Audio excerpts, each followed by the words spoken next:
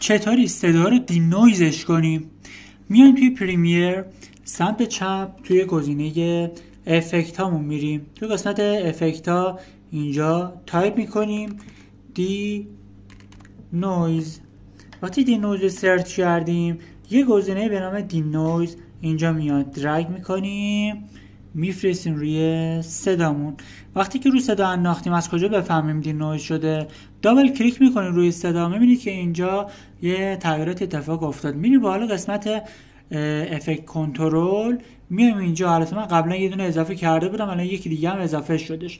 میبینید که اینجا یه دونه گزینه دی نویز اومده، حالا یکی شما نیاز داریم.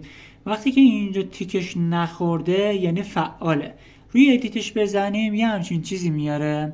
زمانی که فیلمو پلی کنیم به ما نمایش میده که آره داره کار میده. میبینید اینو؟ یعنی داره دی نویز میکنه. زمانی که اینو غیر فعالش کنم از حالت دی نویزی در میادش. وقتی میزنید اینجا به کار میکنه و اینجا میتونیم مقدارش رو تعیین کنیم. مثلا قطعش کنم، گفتیم که اینجا توی صداها اینجا ما میزان دی نویز کردنش رو تعیین میکنیم، یا اینجا به صورت کلی به ما نمایش میده که چه حالتی میخواد دی نویز بشه و حالتش رو تعیین میکنیم. خودش یه سری تغییرات رو ایجاد میکنه. یا میتونیم اینجا صدا رو به دسیبل تنظیم کنیم، اینجا میتونیم میزان نویز گرفتن صدا رو در واقع تعیینش بکنیم. حالا بعد بستگی داره که چجوری میخواد صدا رو دی نویز کنیم و چه صدایی هست.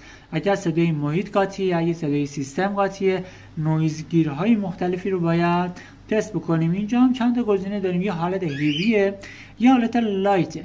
اگه لایت باشه یه خورده ملایم‌تر، اگه هیوی باشه خیلی سنگین، نویز سنگینی رو میخواد دی نویزش کنه. بنابراین از اینجا ما میتونیم این دی نویز رو انجام بدیم و صدایی که خیلی نویز داره رو بگیره و صدا خیلی شفافتر رو بدون نویز و به صورت خیلی بهتری به صدا در بیاد توی پریمیر.